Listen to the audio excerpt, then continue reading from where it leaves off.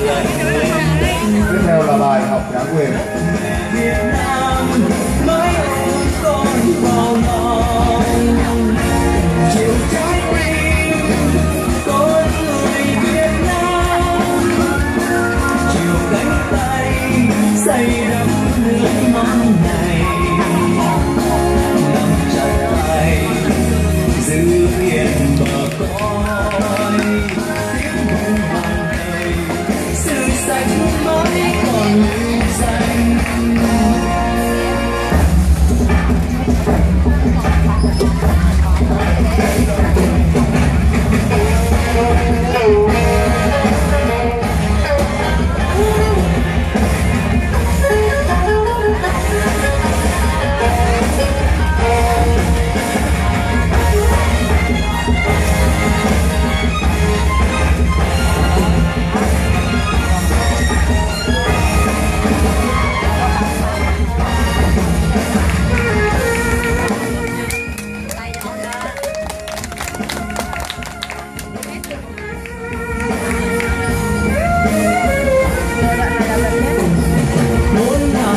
Đỉnh lý Trần Lê từ Bà Trưng Bà Chiêu, sống thật đàn âm vang trong gió, sống danh hầm chôn xác quân ngoài sân. Tiếp theo là vòng đối luyện 2.